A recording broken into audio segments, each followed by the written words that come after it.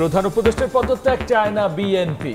আবেগের বশে দায়িত্ব ছাড়লে বিকল্প বেছে নেবে জাতি, বললেন সালাউদ্দিন আহমেদ। উপদেষ্টা পরিষদ পুনর্গঠনের পরামর্শ রাজনীতিবিদদের। আমরা তো ওনার পদত্যাগ চাইনি, আমরা চেয়েছিলাম একটা রোড ম্যাপ। যদি তিনি এরপরেও মনে করেন যে উনি দায়িত্ব পালন করবেন না, সেটা ওনার ব্যক্তিগত পছন্দ অপছন্দের বিষয়।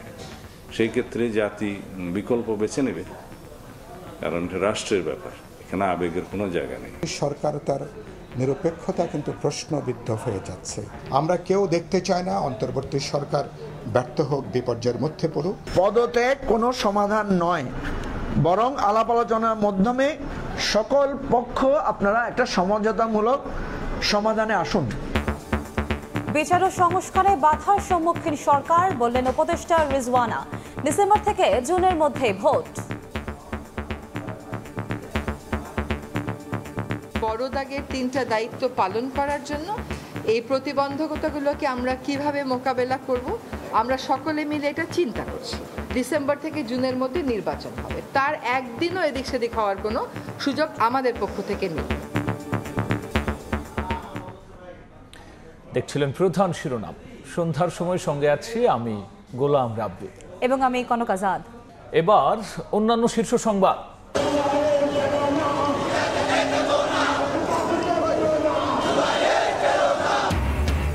ঐক্য বিনষ্টে ষড়যন্ত্রের প্রতিবাদে চট্টগ্রামে জুলাই ঐক্যের বিক্ষোভ। সরকারের প্রতি দৃশ্যমান বিচার ও সংস্কারের দাবি, গণ অভ্যুত্থানের চেতনা ধরে রাখার আহ্বান। ব্যাংকিং খাতে সুশাসন ফিরলেও রাজনৈতিক অস্থিরতায় ধরে রাখা নিয়ে শঙ্কায় অর্থনীতিবিদরা। নানা কারণে সংস্কার নিয়ে চাপে সরকার, বললেন অর্থ উপদেষ্টা। ভালো ভালো যে জায়গায় জায়গায় মেল ফ্যাক্টরি করছে, কিছু টাকা দিয়া একটু ভিতর দিকে দিছে। দখল দূষণে মৃতপ্রায় ঢাকার 4 নদ নদী। এখনই পদক্ষেপ না নিলে 20 বছরে ক্ষতি হবে প্রায় $51 বিলিয়ন। ভুল নকশায় পিলার স্থাপনে দখলদারদের পোয়াবাড়ো। ঢাকা মাওয়া এক্সপ্রেসওয়েতে ডাকাত আতঙ্ক, প্রায় গাড়ি ঘেরাও করে কেড়ে নিচ্ছে মালামাল। আতঙ্কে চলাচলকারীরা, জনবল গাড়ি সংকটে নিরাপত্তা নিশ্চিত করা কঠিন, বলছে পুলিশ। কোরবানির আগে মশলার বাজারে উত্তাপ, 5000 ছাড়িয়েছে এলাচের কেজি। হাজারের ঊর্ধ্বে লবঙ্গ গোলমরিচের দাম। ব্রয়লার মুরগি, মিনিকেট চাল ও সবজির দরে স্বস্তি।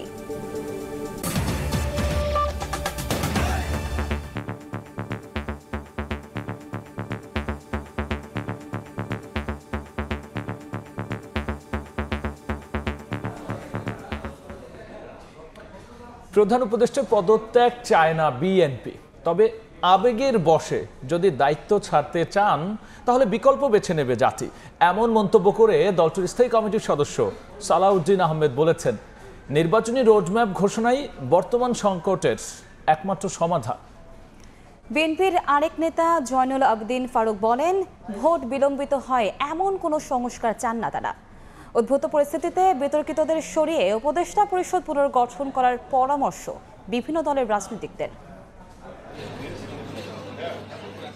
নাটকীয় নানা ঘটনা প্রবাহের মধ্যে বৃহস্পতিবার প্রধান উপদেষ্টার পদত্যাগের গুঞ্জনে তোলপাড় রাজনৈতিক অঙ্গনে। শুক্রবার বিভিন্ন দলের নেতাদের বক্তব্যে ঘুরে ফিরেই আসে প্রসঙ্গটি। বিএনপির স্থায়ী কমিটির সদস্য সালাউদ্দিন আহমেদ সময় সংবাদকে জানান, ডক্টর ইউনূসের পদত্যাগ চায় না বিএনপি, তবে আবেগের বশে তিনি সরে গেলে বিকল্প বেছে নেবে জনগণ।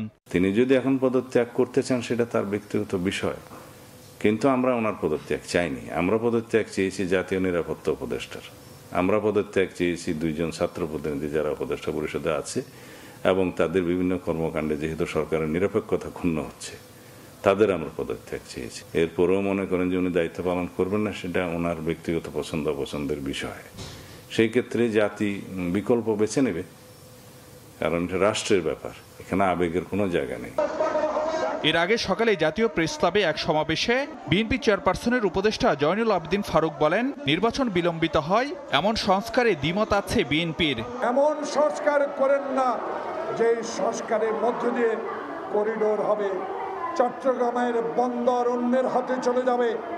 এমন সংস্কার করেন না যে সংস্কারের মধ্য দিয়ে ষড়যন্ত্রকারীরা নির্বাচনকে বিলম্বিত করে আপনাকে অস্থির করে তুলবে। আপনাদের মাধ্যমে এদিকে বিকেলে রাজধানীর বিজয়নগরে দলীয় কার্যালয়ে আয়োজিত সংবাদ সম্মেলনে এবি পার্টির চেয়ারম্যান বলেন, প্রধান উপদেষ্টার পদত্যাগ কোনো সমাধান নয়, তবে বিতর্কিত উপদেষ্টাদের সরিয়ে দিয়ে উপদেষ্টা পরিষদ ঢেলে সাজানোর পরামর্শ তার। পদত্যাগ কোনো সমাধান নয়, বরং আলাপ আলোচনার মাধ্যমে সকল পক্ষ আপনারা একটা সমঝোতামূলক সমাধানে আসুন। প্রায় একই সময়ে রাজধানীর সেগুনবাগিচায় দলীয় কার্যালয়ে ব্রিফিংয়ে বিপ্লবী ওয়ার্কার্স পার্টির সাধারণ সম্পাদক সাইফুল হক বলেন, প্রশ্নবিদ্ধ হচ্ছে সরকারের নিরপেক্ষতা। আমরা কেউ দেখতে চাই না অন্তর্বর্তী সরকার ব্যর্থ হোক, বিপর্যয়ের মধ্যে পড়ুক, এবং প্রফেসর ইউনূসের নেতৃত্বে যে সরকার, সে সরকার অসম্মান নিয়ে সরকার যাক, এরকম অবস্থা কেউ আমরা দেখতে চাই না। আগামী 1.5 মাসের মধ্যে রোডম্যাপ প্রকাশ করে ডিসেম্বরের মধ্যে নির্বাচন আয়োজনের দাবিও জানায় বিপ্লবী Workers Party. Faruk Bhuiya, Robin, Somoy Sangbad, Dhaka. Doctor Mohammad ইউনূসের বিকল্প না খুঁজে নির্বাচন পর্যন্ত ভালোভাবে কাজ করতে দেওয়ার আহ্বান এনসিপির উত্তরাঞ্চলের মুখ্য সংগঠক শারজিস আলম। তিনি আরও বলেন, উদ্ভূত সমস্যার সমাধান রাজপথে নয়, আলোচনার টেবিলে হওয়া উচিত। তিনি যেহেতু ক্ষমতামুখী মানুষ না, সেই জায়গায় তিনি বলেছেন তিনি তার দায়িত্ব পালন না করতে পারলে তিনি এই পদ থেকে সরে যাবেন। আমরা আমাদের জায়গা থেকে মনে করি যে সকল রাজনৈতিক দলের এই সহযোগিতাটুকু করা প্রয়োজন, যে একটা সুষ্ঠু নির্বাচনের আগে পর্যন্ত তাকে যেন তার কাজগুলো করার স্বাধীনতা দেয়া হয়। শুধু নির্বাচন নয়, অন্তর্বর্তী সরকার সংস্কার ও বিচার ব্যবস্থার পরিবর্তনের জন্য দায়িত্ব নিয়েছে জানিয়ে বন ও পরিবেশ উপদেষ্টা সৈয়দা রিজওয়ানা হাসান বলেছেন, দায়িত্ব পালনে নানা প্রতিবন্ধকতা সৃষ্টি হচ্ছে, একদিনও এদিক সেদিক নয়। আগামী ডিসেম্বর থেকে জুনের মধ্যেই জাতীয় নির্বাচন অনুষ্ঠিত হবে বলেও এ সময় জানিয়েছেন তিনি। এ সময় রিজওয়ানা হাসান আরও বলেন, প্রধান উপদেষ্টা নতুন কোনো সিদ্ধান্ত নিলে নিজেই জানাবেন। দুপুরে এক অনুষ্ঠান শেষে সাংবাদিকদের এই কথা বলেন পরিবেশ উপদেষ্টা। আমাদের 3টা মোটা দাগের দায়িত্ব এবং 3টাই কঠিন দায়িত্ব। একটা দায়িত্ব হচ্ছে সংস্কার, একটা দায়িত্ব হচ্ছে বিচার, একটা দায়িত্ব হচ্ছে ইলেকশন। শুধুমাত্র ইলেকশন করবার জন্য তো আমরা দায়িত্বটা নিইনি, যেটা আরও 2টা দায়িত্ব আছে, আমরা সেগুলো আসলে পালন করতে পারছি কিনা। কারণ আমরা দায়িত্ব নেওয়ার পর থেকে যার যত রকম দাবি আছে, সব দাবি নিয়ে তারা রাস্তায় বসে যাচ্ছে। প্রধান উপদেষ্টা যদি কোনো সিদ্ধান্ত নেন কোনো ব্যাপারে, আমি প্রথম থেকেই বলে এসেছি যে উনি একটা সময় দিয়েছেন, ডিসেম্বর থেকে জুনের মধ্যে নির্বাচন হবে। তার একদিনও এদিক সেদিক হওয়ার কোনো সুযোগ আমাদের পক্ষ থেকে নেই। আমরা তো আগে থেকেই বলছি যে আমরা ক্ষমতা নেইনি, দায়িত্বে আছি। এই দায়িত্বটা পালন করা তখনই আমাদের পক্ষে সম্ভব হবে যখন আমরা সকলের সহযোগিতা পাবো। এই যে প্রতিবন্ধকতাগুলো হচ্ছে আমাদের এই বড় দাগের 3টা দায়িত্ব পালন করার জন্য, এই প্রতিবন্ধকতাগুলোকে আমরা কিভাবে মোকাবেলা করব। যদি দায়িত্ব পালন করতে না পারি, আমাদের যার যার নিজস্ব অনেক কাজ আছে, তাহলে দায়িত্ব পালন করাটা আর প্রাসঙ্গিক থাকলো কিনা। দেশের প্রশ্নে জুলাইয়ের শক্তি সবসময় ঐক্যবদ্ধ, কোনো ষড়যন্ত্রই তা বিনষ্ট করতে পারবে না। বিকেলে চট্টগ্রামে জুলাই ঐক্যের প্রতিবাদ সমাবেশে এসব কথা বলেছেন বক্তারা। দ্রুত সময়ের মধ্যে জুলাই ঘোষণাপত্র দেওয়ার দাবি জানান তারা। আশরাফুল আলম মামুনের ক্যামেরায় শফিকুল আলমের প্রতিবেদন।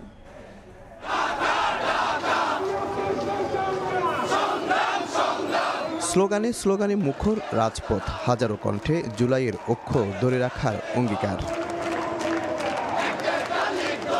জুলাই ঐক্য বিনষ্টের ষড়যন্ত্র ও ভারতের আধিপত্যবাদের প্রতিবাদে শুক্রবার বিকালে চট্টগ্রামের আন্দরকিল্লা শাহী জামি মসজিদ থেকে বিক্ষোভ মিছিল বের করে জুলাই ঐক্য চট্টগ্রাম। পরে নগরীর প্রেস ক্লাবে সমাবেশে বক্তারা বলেন, স্বাধীন দেশে দিল্লির ষড়যন্ত্র রুখে দিতে জুলাইয়ের শক্তি সবসময় তৎপর।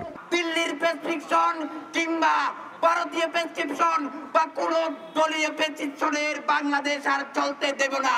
যতদিন পর্যন্ত আমরা বেঁচে আছি, ততদিন পর্যন্ত জুলাইকে ধ্বংস করা যাবে না।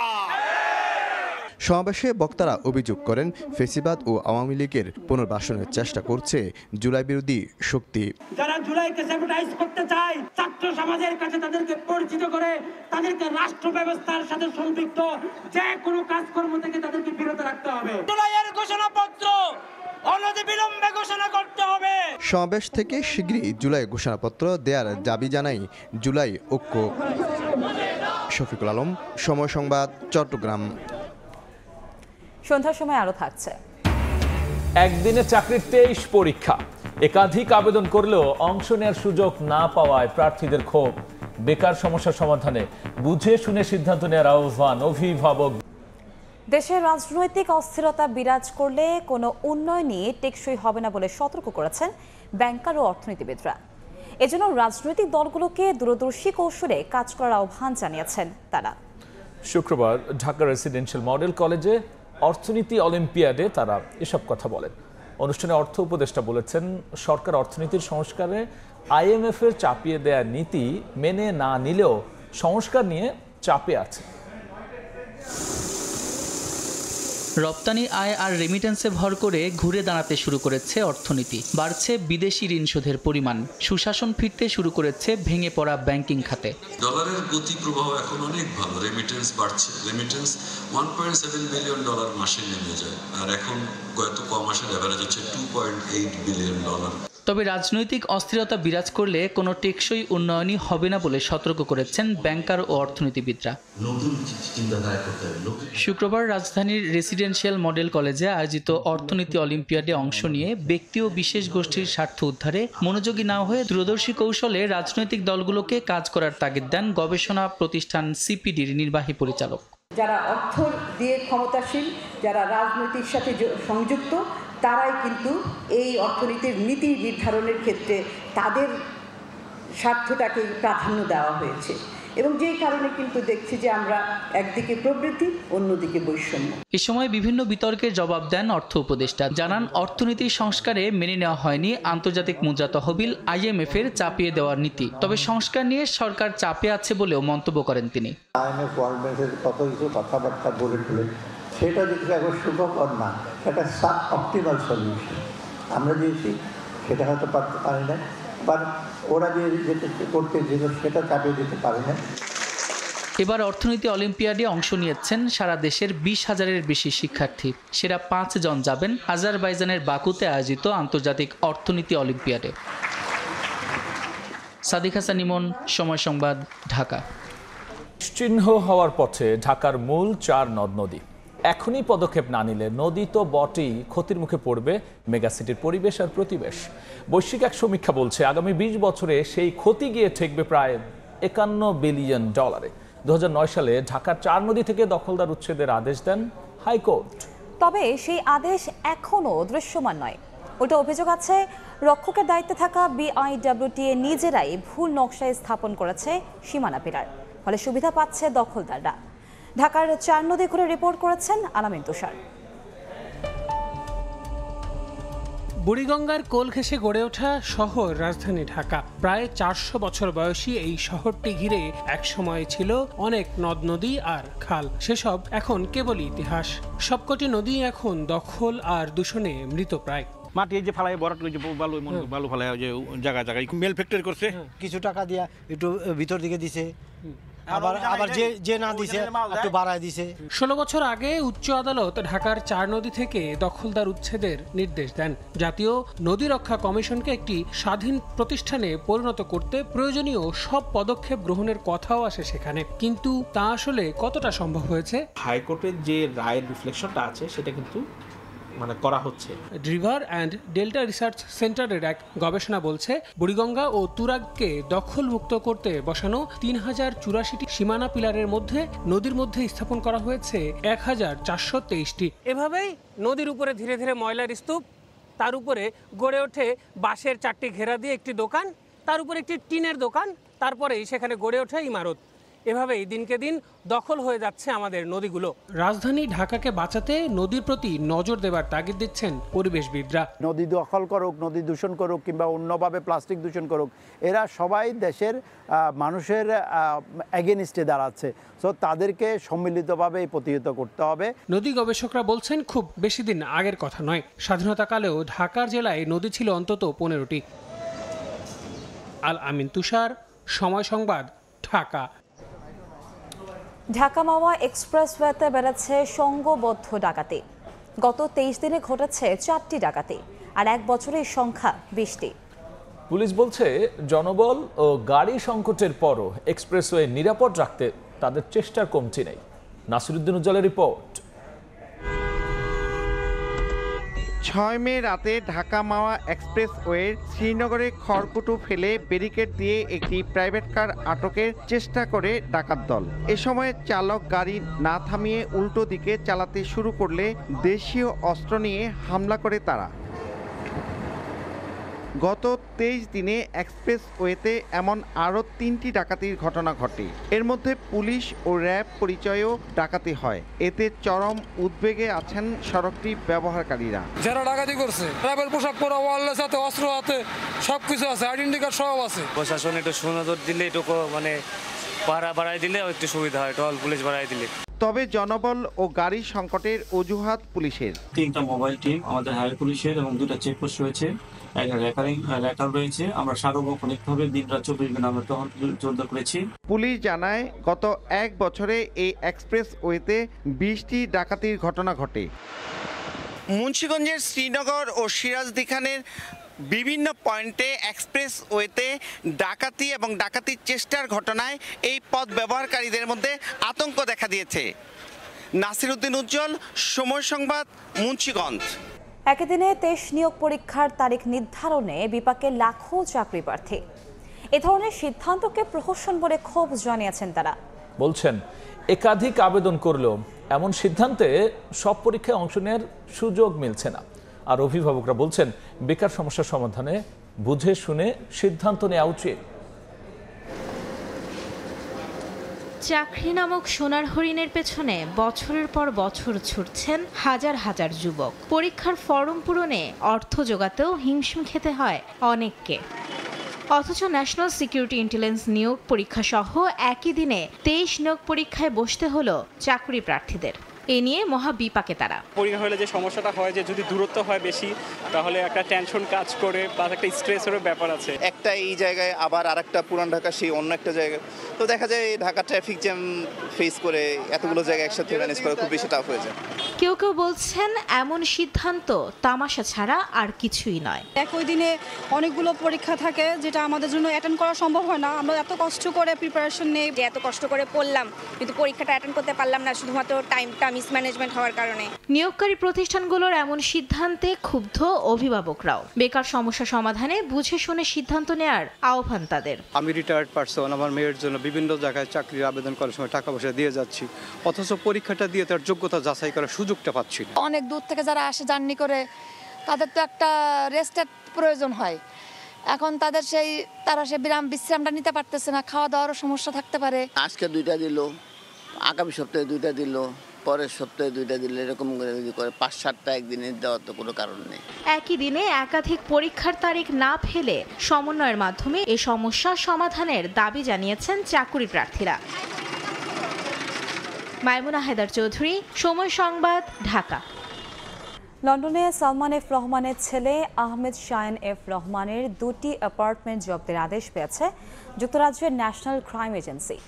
এর মধ্যে একটি লন্ডনের 17 গ্রসভেনর স্কোয়ারের বিলাসবহুল অ্যাপার্টমেন্ট। এটি 2010 সালে 106 কোটি টাকার বেশি দিয়ে কেনা হয়েছিল। অন্য অ্যাপার্টমেন্টটি উত্তর লন্ডনের গ্রেসাম গার্ডেন্সে। এটি পরের বছর 19.5 কোটি টাকার বেশি দিয়ে কেনা হয়। বাংলাদেশে শেখ হাসিনা সরকারের বিভিন্ন গুরুত্বপূর্ণ ব্যক্তির বিরুদ্ধে দুর্নীতির অভিযোগের অনুসন্ধান চলার মধ্যে যুক্তরাজ্যে এই পদক্ষেপ নেওয়া হলো। কেন্দ্র করে রাজধানীর বাজারে উত্তাপ ছড়াচ্ছে মশলার দাম। এলাচ, দারুচিনি, লবঙ্গ থেকে শুরু করে ঊর্ধ্বমুখী জিরার দর। মানভেদে 4,800 থেকে 6,000-এ বিক্রি হচ্ছে প্রতি কেজি এলাচ। এর মাঝেও কিছুটা স্বস্তির খবর ব্রয়লার মুরগি, চাল ও সবজির বাজারে। ঈদুল আজহার এখনো সপ্তাহ 2 বাকি। এর আগে রাজধানীর মশলার বাজারে ঈদ মৌসুমের রেশ। মাংস রান্নার অন্যতম কিছু অনুষঙ্গের দাম যেন আকাশচুম্বী। শুক্রবার কারওয়ান বাজারের বিক্রেতারা জানান, 1 মাসে কেজিতে 50 থেকে 100 টাকা বেড়ে প্রতি কেজি জিরা বিক্রি হচ্ছে 650 থেকে 700 টাকায়। সবচেয়ে বেশি দাম বেড়েছে এলাচের। মানভেদে প্রতি কেজির দাম ওঠানামা করছে 4,800 থেকে 6,000-এ। এছাড়া 1,000-এর বেশি দামে বিক্রি হচ্ছে লবঙ্গ ও গোলমরিচ। কোরবানি উপলক্ষে আমরা সাধারণ জনগণ একটু মশলার দামটা একটু কম। আবহাওয়ার অবস্থা যেমন ঠিক মশলার বাজারের অবস্থা সেরকম গরম, মশলার দামটা একটু বাড়তি আছে। মশলার বাজারে এখনই ক্রেতার ঘাম ছুটলেও বিক্রেতারা বলছেন আগামীতে দাম আরো বাড়তে পারে। মশলার চাহিদা একটু ভালো, কিন্তু দাম এলাচির দামটা একটু বেশি, আর অন্যান্য মশলার দাম ঠিক আছে। এলাচের দামটা একটু বৃদ্ধি পেয়েছে, 5 কেজিতে আপনার 200-300 টাকা। তবে এর মধ্যেই কিছুটা স্বস্তি দিচ্ছে ব্রয়লার মুরগি ও সবজির দাম। প্রতি কেজিতে ব্রয়লারের দাম 10 থেকে 15 টাকা কমে বিক্রি হচ্ছে 150-তে। সীমিত রেট থাকাতে আপনার মনে হয় সাধারণ পাবলিকের কেনাকাটা অনেক সুবিধা হইতেছে। সবজির বাজারটা এখন একটু কম আছে, খুব বেশি ঊর্ধ্বগতি না, নিম্নমানের মানুষের জন্য একবারে গ্রহণযোগ্য। বাজারে সরবরাহ বাড়ায় নিম্নমুখী সব ধরনের চালের দামও। সপ্তাহ ব্যবধানে মিনিকেটের দাম কেজিতে কমেছে 1 থেকে 3 টাকা। অন্তরা সেন, সময় সংবাদ, ঢাকা। দেখছেন সন্ধ্যার সময়। এবার দেশের বাইরের খবর। গাজা অব্যাহত রয়েছে ইসরায়েলি আগ্রাসন। নেতানিয়াহু বাহিনীর হামলায় নিহত হয়েছে অন্তত 80 জন। এদিকে দক্ষিণ লেবাননের অন্তত 5টি এলাকায় বিমান হামলা চালিয়েছে ইসরায়েল। সাম্প্রতিক সময়ের মধ্যে সবচেয়ে ভয়াবহ ছিল বলে জানিয়েছে দেশটির রাষ্ট্রীয় সংবাদ সংস্থা। অন্যদিকে ইসরায়েলে ইয়েমেন থেকে ক্ষেপণাস্ত্র ছোড়া হয়েছে, যা প্রতিহত করার দাবি করেছে তেল আবিব। গাজায় প্রতিদিনের মতো বৃহস্পতিবারও ছিল রক্তাক্ত। ইসরায়েলি হামলায় এদিন নিহত হয়েছেন বেশ কয়েকজন। শহর ও শরণার্থী শিবিরগুলোতে ধ্বংসস্তূপের নিচে আটকা পড়েছে বহু মানুষ। হাসপাতালগুলোতে নেই ঠাঁই, জ্বালানির অভাবে থমকে যাচ্ছে চিকিৎসা সেবা। উপত্যকাটিতে মানবিক সহায়তা পৌঁছালেও তা প্রয়োজনের তুলনায় অতি সামান্য। জাতিসংঘ জানিয়েছে বৃহস্পতিবার 90টি ট্রাকে খাদ্য, ওষুধ ও পুষ্টি উপকরণ গাজায় ঢুকেছে। তার আগের দিন ইসরায়েল কিছুটা বিধিনিষেধ শিথিল করলেও সেটা 21 লাখ মানুষের জন্য যথেষ্ট নয়। এদিনেই দক্ষিণ লেবাননের অন্তত 5টি এলাকায় বিমান হামলা চালিয়েছে ইসরায়েল। লেবাননের রাষ্ট্রীয় সংবাদ সংস্থা বলছে এই হামলা ছিল সাম্প্রতিক সময়ের মধ্যে সবচেয়ে ভয়াবহ। বৈরুত বলছে এসব হামলা যুদ্ধবিরতি লঙ্ঘন। তবে ইসরায়েল জানায় তারা হিজবুল্লাহকে নিরস্ত্র করতে এই হামলা চালিয়েছে। এদিকে ইসরায়েলে ইয়েমেন থেকে ছোড়া হয়েছে ক্ষেপণাস্ত্র। হামলার দায় স্বীকার না করলেও এটিকে হাউথিদের অভিযান বলে মনে করছে তেল আবিব। ইয়াসিন মোহাম্মদ জিসান, সময় সংবাদ। দেখছেন সন্ধ্যার সময়। সিঙ্গাপুরের বিপক্ষে ম্যাচ সামনে রেখে আগামী 2রা জুন দেশে আসছেন লাল সবুজের পোস্টার বয় হামজা চৌধুরী। এর একদিন পরই বাংলাদেশে আসবেন কানাডিয়ান সমিত সোম, আর 30 মে দেশে আসবেন ফাহমেদুল ইসলাম। তবে ভুটানের বিপক্ষে প্রস্তুতি ম্যাচে হামজা আর সমিতকে না খেলানোর গুঞ্জন রয়েছে। 10 জনের ম্যাচে প্রাথমিক স্কোয়াডে আরও বেশ কয়েকজন প্রবাসী ফুটবলারের জায়গা পাওয়ার ইঙ্গিত দিয়েছেন জাতীয় দলের ম্যানেজার আমির খান। দেশের ফুটবল বুধ হামজা সমিত উন্মাদনায়। ঘরের মাঠে লাল সবুজের পোস্টার বয়দের অভিষেকের অপেক্ষায় পুরো দেশ। হামজার পর এবার সমিত আর ফাহমেদুলকে বরণের অপেক্ষার প্রহর গুনছেন লাল সবুজের ভক্তরা। সিঙ্গাপুরের বিপক্ষে মাঠে নামার আগে 4 জুন ভুটানের বিপক্ষে প্রস্তুতি ম্যাচ খেলবে বাংলাদেশ। তার আগে 2 জুন দেশের মাটিতে পা রাখবেন হামজা চৌধুরী। এর একদিন পরেই লাল সবুজের জার্সি গায়ে মাঠ মাতাতে বাংলাদেশে আসবেন সমিত সোম। আর হামজা সমিতদের আগেই 30 মে দেশে আসবেন ফাহমেদুল ইসলাম। ফ্লাইট শিডিউলটা সে আমাদেরকে পাঠিয়েছে, সেটাতে মানে সে ঢাকায় রিচ করতেছে 2 তারিখ। তো আমরা সেটাকে চাচ্ছি যদি কোনোভাবে আগে আনা যায়। 10 জুনের ম্যাচ সামনে রেখে 30 মে থেকে শুরু হচ্ছে জাতীয় দলের ক্যাম্প। স্প্যানিশ কোচের অধীনে জাতীয় দলের ক্যাম্পের শুরু থেকেই থাকবেন ফাহমেদুল। তবে ইপিএলে হামজার ম্যাচ ও ভ্রমণ ক্লান্তি বিবেচনায় গুঞ্জন আছে ভুটানের বিপক্ষে প্রস্তুতি ম্যাচে সমিত ও হামজাকে না খেলানোর। ক্যাম্পে তো সবাই থাকতেছে, ক্যাম্পের ব্যাপারে আমরা সবাই ক্যাম্পে আসবে, তারপর আসলে কে খেলবে না খেলবে সেটা হলো তার পারফরমেন্সের উপর। এদিকে প্রবাসী ফুটবলারদের দলে ফেরানোর জোয়ারে দলে আরও বেশ কয়েকজনের জায়গা হতে পারে বলে আভাস আছে। তবে সবকিছুতে কোচের সিদ্ধান্ত চূড়ান্ত বলে মনে করেন টিম ম্যানেজমেন্ট।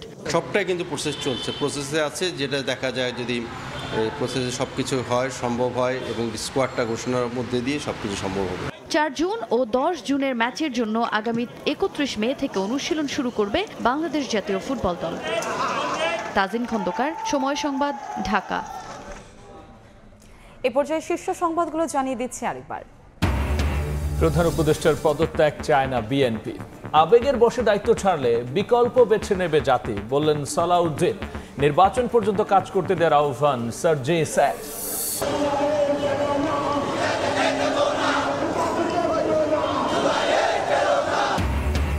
ঐক্য বিনষ্টে ষড়যন্ত্রের প্রতিবাদে চট্টগ্রামে জুলাই ঐক্যের বিক্ষোভ। বিচার ও সংস্কারে বাধার সম্মুখীন, জানালেন উপদেষ্টা রিজওয়ানা।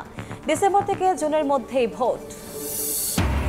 ব্যাংকিং খাতে সুশাসন ফিরলেও রাজনৈতিক অস্থিরতায় ধরে রাখা নিয়ে শঙ্কায় অর্থনীতিবিদরা। নানা কারণে সংস্কার নিয়ে চাপে সরকার, বললেন অর্থ উপদেষ্টা।